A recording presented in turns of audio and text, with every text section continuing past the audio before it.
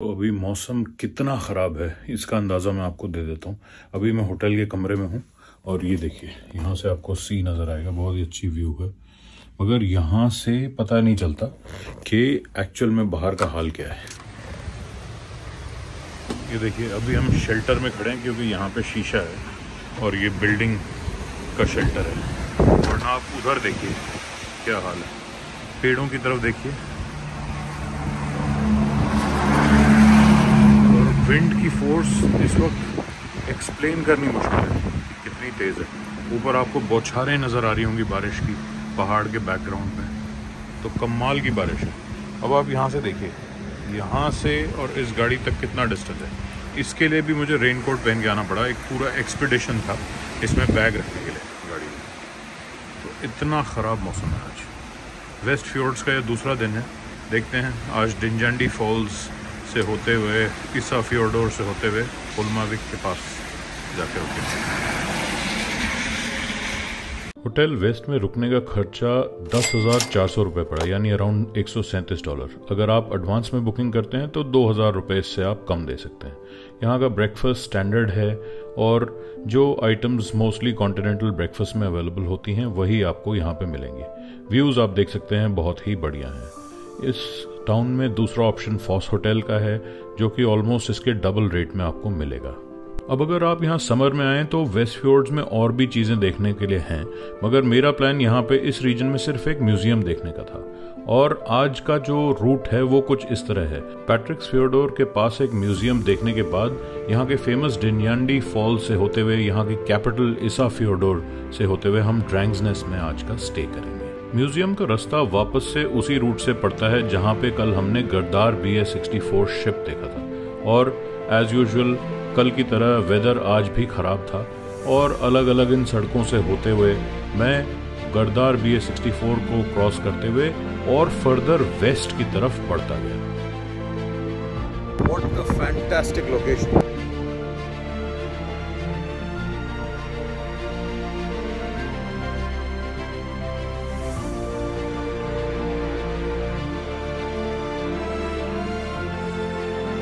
वाकई अगर आप यहाँ अच्छे वेदर में और समर में आएंगे तो ये बहुत ही सुंदर जगह हैं एक्सप्लोर करने के लिए।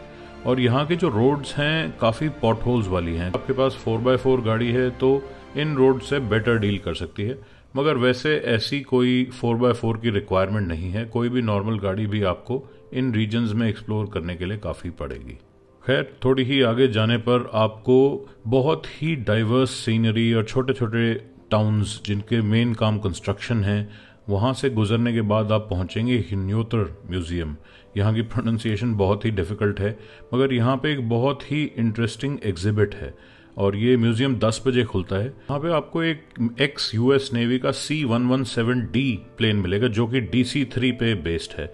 DC-3 एक बहुत ही पॉपुलर प्लेन रहा है और ये पहले केफ्लाविक में डिस्प्ले पे था 1977 से लेकर 2002 तक। उसके बाद इसको यहाँ पे मूव कर दिया गया और यहाँ पे 2012 से ये पड़ा है, जिसको कि रिफर्बिशमेंट की वेट है ताकि इस म्यूज़ियम में ये परमानेंट डिस्प्ले हो सके। पर अभी तक ये नहीं हुआ है और इसके इंजन्स और इसके विंग्स डिसमेंटल्ड रखे हैं। खैर अगर आप साउथ आइसलैंड के फेमस प्लेन रेक का ऑल्टरनेटिव चाहते हैं तो वही सिमिलर मॉडल का ये प्लेन यहाँ पे है। बहुत कम लोगों को इस बारे में पता है और हमारे एशियन कंट्री से तो बहुत ही कम लोग यहाँ पे आए होंगे। तो अगर आपको एविएशन में इंटरेस्ट है, अगर आप यहाँ आना चाहते हैं तो डेफिनेटली इस प्लेन को देखना आपकी बकेट लिस्ट में होना चाहिए। मैंने कहीं ऑनलाइन पढ़ा था कि इसको रिफर्बिश करके और डिस्प्ले बनाने का प्लान था, but either because of lack of funds या कोई और रीज़न वो हो नहीं सका। तो ये देखिए इसका विंग और ये रही इसकी फेमस DC-3 नोज। आप चाहें तो इसको चारों तरफ से देख सकते हैं और अगर आप थोड़ा सा दिलेरी रखते हैं तो इसके अंदर भी घुस के देख सकते हैं। एक जगह से इसकी दूसरी साइड से जगह बनी हुई है जहां से आप चढ़ के इसकी कॉकपिट तक जाकर अंदर से इसको देख सकते हैं। अंदर जाना थोड़ा सा ट्रिकी है, मगर थोड़ी सी क्लाइंब करने के बाद आप इसकी कॉकपिट तक चढ़ सकते हैं।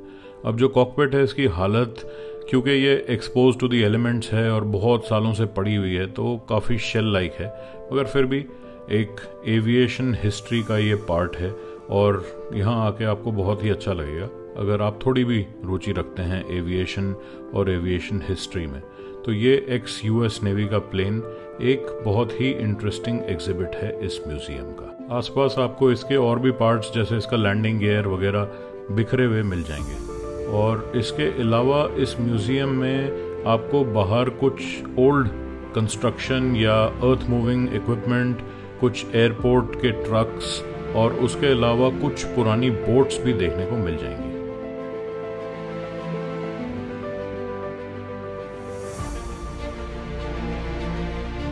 सबसे अच्छी बात यह है कि वेदर में ब्रेक मिल गया है। जो कांस्टेंट बारिश हो रही थी और जो बहुत तेज़ हवा चल रही थी उसमें थोड़ा सा ब्रेक आया है, तो इसीलिए मैं अपना ये हुडी डाउन कर सका हूँ और विदाउट बारिश के इस प्लेन का वीडियो बना सका। ये सामने म्यूज़ियम है जो कि अभी खुलने वाला है। अभी ये खुला नहीं है, अगले 5-7 मिनट में ये खुल जाएगा। तो अभी मैं सोच रहा हूँ कि वेट की जाए या चला जाए, क्योंकि मेरा जो मेन ऑब्जेक्टिव था वो प्लेन था, तो वो पूरा हो गया है। तो देखते हैं क्या करना है।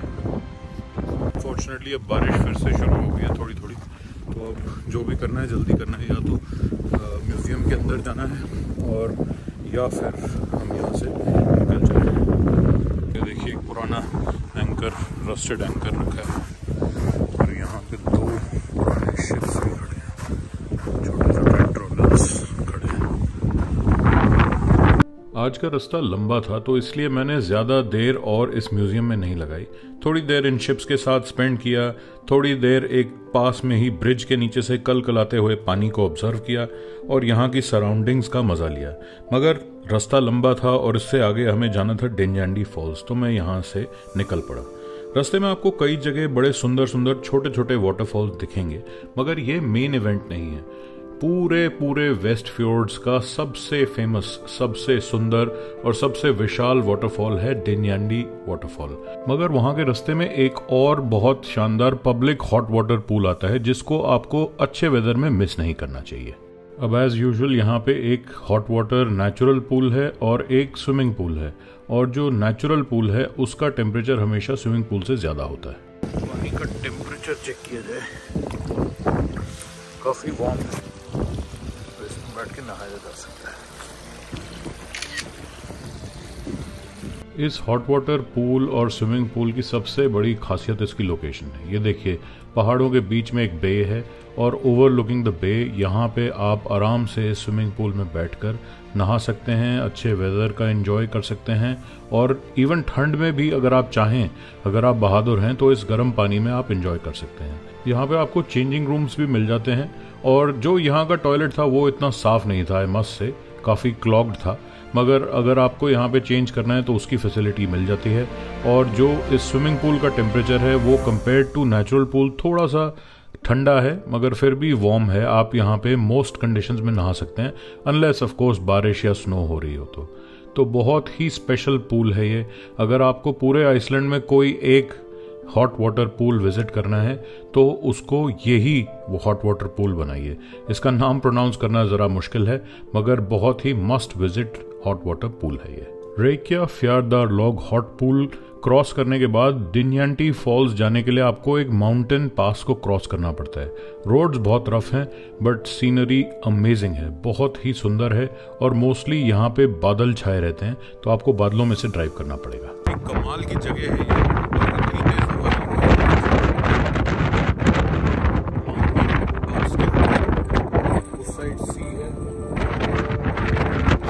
तो हम आ गए हैं डिंजांडी वाटरफॉल्स और ये एक वेस्ट फ्योर्ड्स रीजन का प्रोबेबली सबसे बड़ा टूरिस्ट अट्रैक्शन है।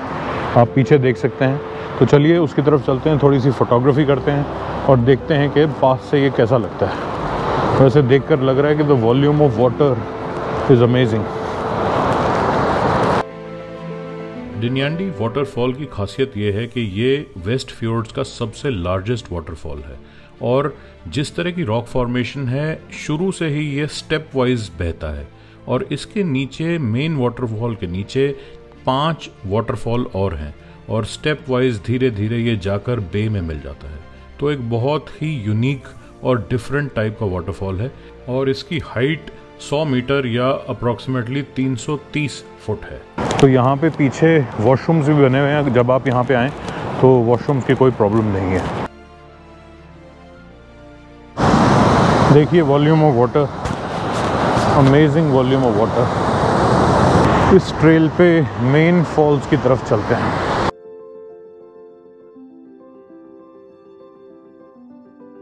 इन छोटे छोटे फॉल्स का भी अलग अलग नाम रखा हुआ है, जैसे ये हुंडा फॉस है। फॉस का मतलब फॉल्स।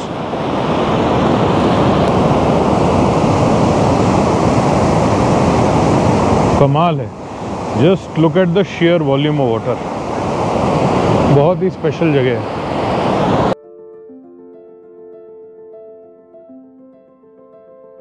तो ये है वेस्ट फ्योर्ड्स रीजन की बिगेस्ट अट्रैक्शन।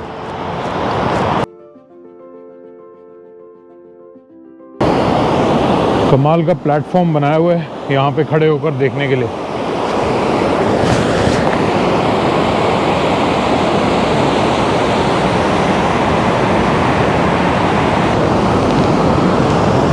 और इधर से भी कमाल का टॉरेंट।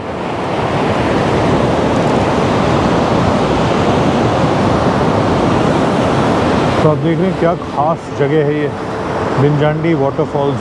मैनी स्टेप्स के साथ बना हुआ है और जो है मतलब आप पानी का बहाव देखिए, इतना तेज़ बहाव है, ये कमाल हो रहा है। एक हल्की हल्की सी मिस्ट पूरी हवा में फैली हुई है। ये देखिए फुल फ्रंटल व्यू दिनजांडी फॉल्स।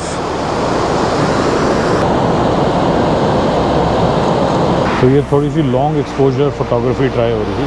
इसका मतलब ये है कि 1/4, 1/5 second, 1/2, even half a second exposure. और आइडियली तो इसमें आपको ट्राइपॉड यूज़ करना चाहिए, पर उसके बिना ही मैं ट्राई करके देख रहा था।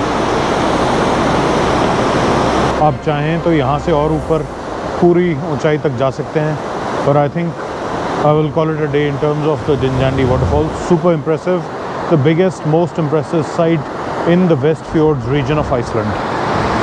तो आप अगर वेस्ट फ्योर्ड्स आने की हिम्मत करते हैं जब आप आइसलैंड आएँ, तो दिनजांडी वाटरफॉल तो आना बनता ही है। इसी के साथ नीचे चलते हैं। तो आइए एक बार वाटर टेम्परेचर भी देख लिया जाए। बिल्कुल आइसी कोल्ड है। हाथ धोने के लिए नेचुरल स्प्रिंग। वैसे सच बताऊं तो मेरा मूड था यहाँ पे और थोड़ी सी देर फोटोग्राफी करने का, एक वो ट्राइपॉड लेके और लॉन्ग एक्सपोजर्स ट्राई करने का, जिसके लिए मैंने अपने कैमरा पे पोलराइज़र लगाया है, वो सारी चीज़ें ट्राई करने का। मगर अभी चलते हैं। मेरा एक्चुअली वो इसाफियोर्डोर के रेस्टोरेंट में खाने का बहुत मन था। वहाँ पे आइसलैंड का एक probably one of the best fish buffet होता है, पर अनफॉर्चुनेटली अब टाइम नहीं बचा। अब हम 2 बजे के पहले वहाँ पहुँच नहीं सकते, बट स्टिल अब मूड कुछ उस तरह का बना हुआ था, तो इसलिए अब यहाँ से चलने का टाइम है। ये देखिए ऐसे ऐसे नाले हैं बीच में जो आपको क्रॉस करने पड़ेंगे। बड़ा ही मज़ा आया। ये जियोलॉजिकल वंडर्स का कंट्री है, और वैसे तो मैंने जैसे पहले कहा कि कहते हैं land of fire and ice, आग और बर्फ़ की ज़मीन, मगर मुझसे पूछो तो एक और चीज़ की ये ज़मीन है, और वो हैं वाटरफॉल्स।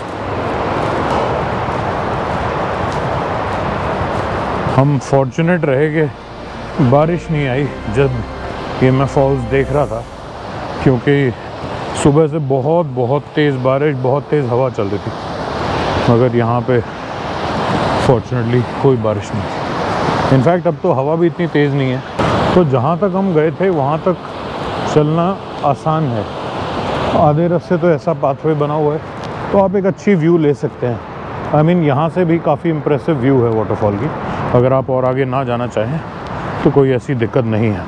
7 या 8 स्टेप्स हैं इस वाटरफॉल के। सरप्राइजिंगली यहाँ के जो पार्किंग मीटर पे भी कपड़ा बांध रखा है, यानी कि अभी इसकी पार्किंग भी फ्री है। ये यहाँ पे कुछ रूल्स हैं, ये पढ़ लीजिए। सबसे पहला तो रूल जो नीचे रखा है, drones are forbidden. Very sad about that. ये देखिए कैंप पीजी की 4x4 कैंपर लग रही है। अब जैसे ही ढिंजानी वाटरफॉल से निकलने की मैंने तैयारी की, पार्किंग लॉट में ही लो टायर प्रेशर वार्निंग आ गई। उतर के मैंने देखा तो लेफ्ट रियर टायर में हवा बहुत ही कम थी और इसमें पंक्चर लग रहा था।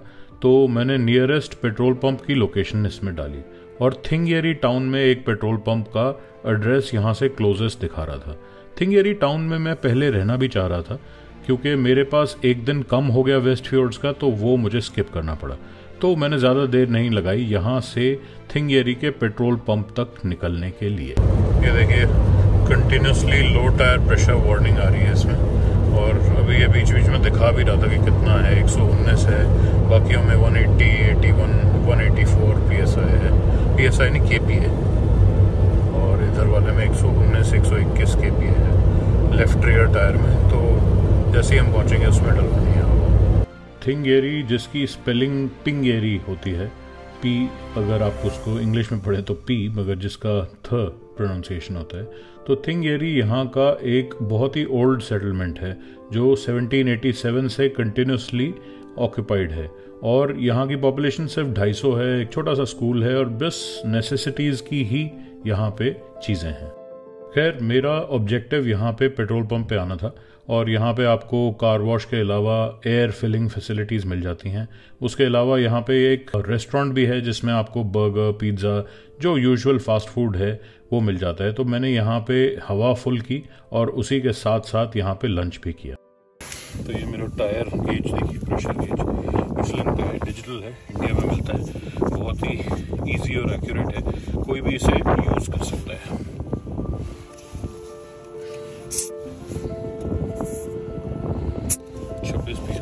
अगले दोनों टायर में 26 है रिकमेंडेड, पीछे 26.5। उस वाले में कम थी लेफ्ट रियर में, तो मैंने भर दी और 26.5 हो गई। तो हवा होपफुली ठीक होगी।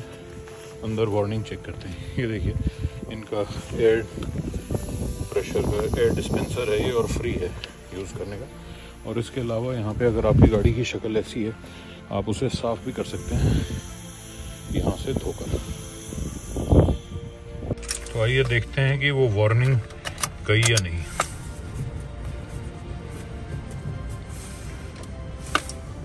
टायर प्रेशर तो बिल्कुल ठीक है, स्टार्ट करके देखते हैं। जी बिल्कुल, जैसा कि आप देख रहे हैं, अब कोई वार्निंग नहीं है, टायर प्रेशर नॉर्मल हो चुका है, गुड टू गो। थोड़ा सा पेट्रोल डलवाते हैं एंड लेट्स गो। इसाफियोर्डो टाउन भी यहाँ से ज़्यादा दूर नहीं है, मगर वो कहते हैं ना मर्फीज़ लॉ, तो ये जो मैंने टेम्परेरी फिक्स किया था उसमें हवा भर के वो ज़्यादा देर नहीं चला। थोड़ी देर बाद फिर से टायर प्रेशर वार्निंग आ गई, तो कंफर्म हो गया कि टायर में पंक्चर ही था। तो यहाँ पे मैंने गैरेजेस ढूंढना शुरू किया। सबसे पहली जो मुझे गैरेज मिली, ये एक्चुअल में यहाँ पे गाड़ियों का फिटनेस टेस्टिंग सेंटर मिला, और ये रिपेयर वर्क नहीं करते थे, मगर इन्होंने मुझे डायरेक्शंस दिए दूसरी जगह के। तो जी इन भाई साहब ने कहा कि ये वर्कशॉप नहीं है, वर्कशॉप आपको 5 मिनट आगे टूवर्ड्स द टाउन जाके मिलेगी। तो मैं वहाँ जाके देखता हूँ। एक चीज़ की गनीमत थी कि वेदर बहुत अच्छा हो गया था। आप देख सकते हैं कि कितनी अच्छी धूप निकली है, और जैसे ही हम यहाँ के वेस्टफियोर्ड्स के मेन कैपिटल टाउन इसाफियोर्डोर में आए, तो बहुत ही ग्लोरियस वेदर ने हमारा स्वागत किया। तो खैर, पहला स्टेप ये था कि कोई ना कोई गैरेज ढूंढनी थी। तो मैं सबसे पहले वहाँ पे मुझे दिखा N1 पेट्रोल पंप, वहाँ गया, वहाँ पे दोबारा से हवा फुल की और वहाँ के कैशियर से डायरेक्शन मांगी किसी भी पंक्चर रिपेयर वाले के लिए। खैर, उसने मुझे बताया कि यहाँ पे इंडस्ट्रियल एरिया है और वहाँ पे 2 रिपेयर वर्कशॉप्स हैं। तो रिपेयर वर्कशॉप्स तो मिल गई, मगर उसका जो पंक्चर रिपेयर का एस्टिमेट सुनकर मैं हैरान रह गया। उसने कहा कि ज़्यादा से ज़्यादा आपका 10,000 ISK में सब कुछ हो जाएगा। 10,000 ISK का मतलब है ऑलमोस्ट 5,000 रुपये। खैर, जो लोग यहाँ पे जाकर कार रेंटल करने की सोच रहे हैं, तो उनके लिए, उनकी इन्फॉर्मेशन के लिए मैं बता दूं कि आपको जो आप प्रोटेक्शन इंश्योरेंस वगैरह लेते हैं उसमें पंक्चर कवर्ड नहीं होता। तो इस तरह की टायर्स के साथ कोई भी आपकी अनटूवर्ड इंसिडेंट हो जाता है तो वो आपको खुद ही रिपेयर कराना पड़ता है। खैर, ये देखिए एक बहुत ही सुंदर रेनबो मुझे दिखा जैसे ही मैं इंडस्ट्रियल एरिया में पहुंचा। और ये पहली वाली ही वर्कशॉप थी जिस पे मैंने पार्क किया और मैंने इससे डिस्कस किया कि ये कितना खर्चा आएगा इस पंक्चर को रिपेयर करने का।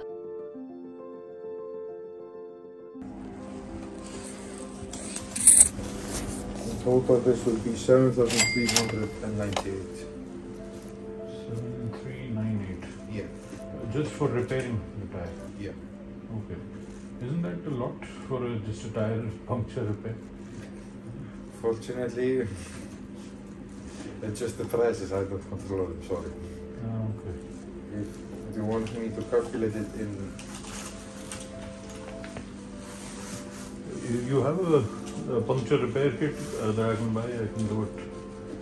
fortunately, no. They just ran out. Oh, is it? Where else can I buy it? There's no tire shop this way, which might have it. I'm not sure. Okay. So, do you want the tire repaired or? चलो let me just look at the converter. खैर, जब आप एक ऐसे country में हैं जहाँ पे आपकी गाड़ी पर ही पूरा ट्रिप डिपेंडेंट है तो आपके पास ज़्यादा चॉइस नहीं होती। इसीलिए मैंने उसको गो अहेड दे दिया और उसके 2 मैकेनिक्स ने इमीडिएटली गाड़ी पे काम शुरू कर दिया और उन्होंने इसको जैक पे लगाया और जल्दी से इसके एयर गन से नट्स खोलकर टायर को डायग्नोज करने के लिए अंदर ले गए। तो जी 4200 रुपये का पंक्चर लगेगा। ले गया है टायर, कह रहा है आप कॉफ़ी पीजिए जब तक आप वेट कर रहे हैं। चलिए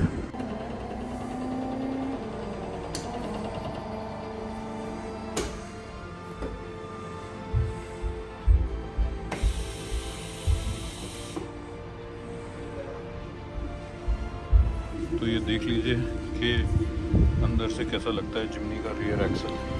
टायर गया हुआ है रिपेयर होने के लिए, कॉइल स्प्रिंग दिए हैं, इसी से इसकी राइड इतनी अच्छी है।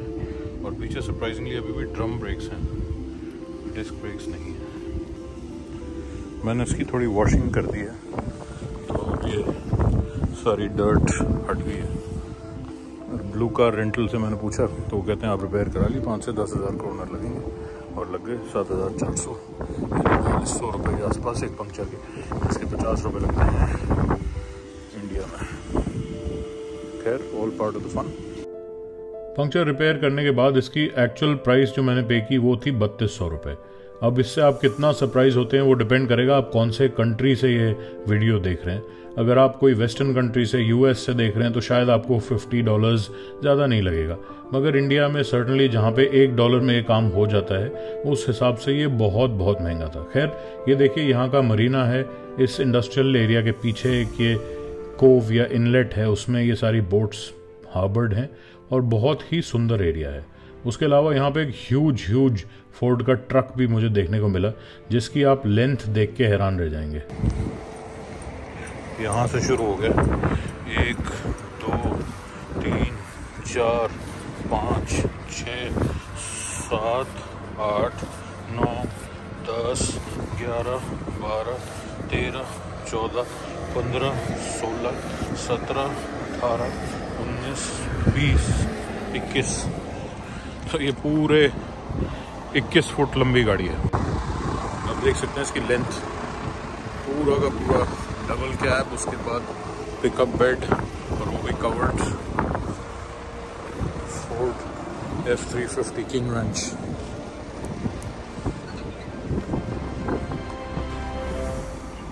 और उसके सामने वो बिल्कुल डिम्यूनिटिव सी जिम्नी। तो ये देखिए प्रॉपर रेनबो है स्काई में। वी आर लकी कि हम ये पंक्चर रिपेयर कराने आए, अदरवाइज ये रेनबो नहीं दिखता।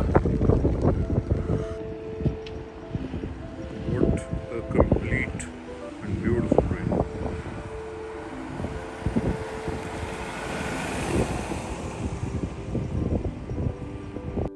वापसी में मैं वापस से एक बार फिर से उसी N1 पेट्रोल पंप पे गया, उस कैशियर का थैंक्स बोला और गाड़ी को एक वॉश दे दिया, जिससे कि गाड़ी पूरे वेस्टफील्ड्स की जो उसने डर्ट उठाई थी थोड़ा बहुत तो उससे साफ हो गई।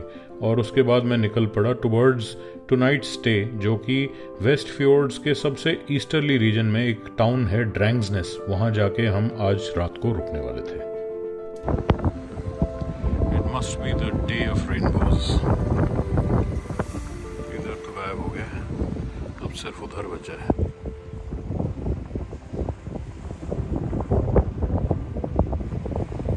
ईसाफ्योर्डोर से ड्रैंग्सनेस का रास्ता भी काफ़ी इंटरेस्टिंग है और यहाँ पे कई तरह की टनल्स आती हैं। बहुत सारी टनल्स में से आप पास करेंगे, कुछ लंबी हैं और जो है काफ़ी किलोमीटर्स आपको पहाड़ के अंदर से निकालती हैं, और कुछ बहुत छोटी हैं जो कि सिर्फ छोटे छोटे रॉकी आउटक्रॉप्स में से एक वे बनाने के लिए दूसरी साइड पहाड़ के रखी गई हैं। बट जो भी कहिए, बहुत ही इंटरेस्टिंग और सीनिक रूट है, और अगर वेदर अच्छा हो तो ये ड्राइव आप ज़रूर इंजॉय करेंगे। अब ड्रैंग्सनेस की लोकेशन कुछ इस तरह है कि जब आप वेस्ट फ्योर्ड्स को ईस्टर्ली डायरेक्शन में ड्राइव कर रहे हैं तो वेस्ट फ्योर्ड्स रीजन एग्जिट करने से पहले ये एक टाउन आता है। यहाँ पे इस रीजन में बहुत सारे होटल्स हैं जहाँ पे आप रुक सकते हैं अगर आपकी दिन की ड्राइव लंबी हो गई है, और कुछ ऐसा ही मैंने किया। मैंने रात के स्टे के लिए चूज़ किया यहाँ पे मलार हॉर्न गेस्ट हाउस, और ये बहुत ही यूनिक सा एरिया है क्योंकि वेस्ट फ्योर्ड्स में बहुत ज़्यादा ठंड होती है, तो यहाँ के आप कमरा भी देखेंगे उसी हिसाब से बना रखे हैं। तो चाबी मिल गई है, रूम नंबर 2 है और इस ब्लॉक में दूसरी साइड है जो कि और थोड़ा क्वाइट रहेगा।